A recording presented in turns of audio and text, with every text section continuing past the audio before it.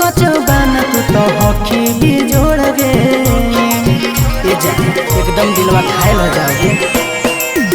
आगे मारो हॉकी नैना से कच कच बन तू तो हॉकी भी जोड़ गे।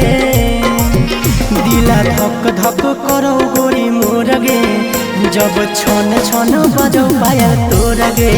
दिला धक धक करो गोरी मोर गे, जब छन छन बजो पायल तोर गे।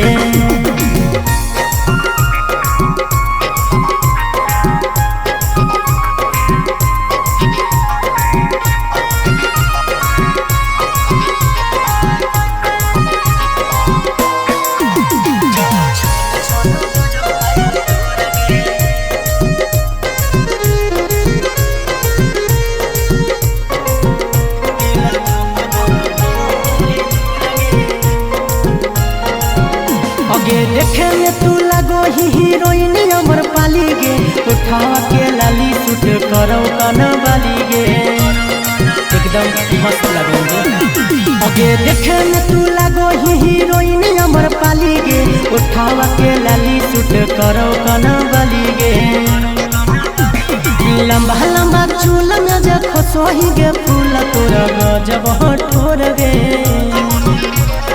लंबा लंबा चूल में देखो सोही गे फूल तोरा गजब ठोर गे। दिला धक धक करो गोरी मोर गे, जब छन छन बजो पायल तोर गे।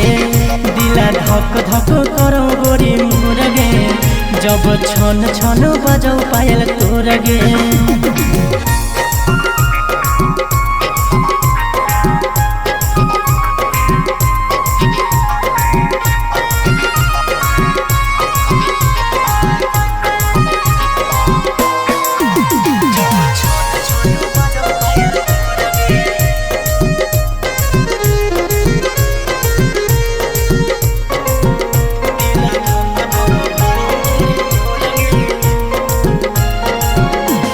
पेनो ही ड्रेस छोड़ी तू तो झमर झमर गे।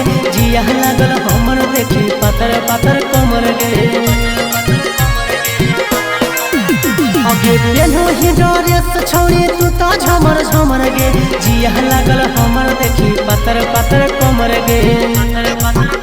आगे सागर बेदर्दी से करी ले प्यार ढारे देतौ नहीं लोर गे। सागर बेदर्दी से करी ले प्यार ढारे देतौ नहीं लोर गे।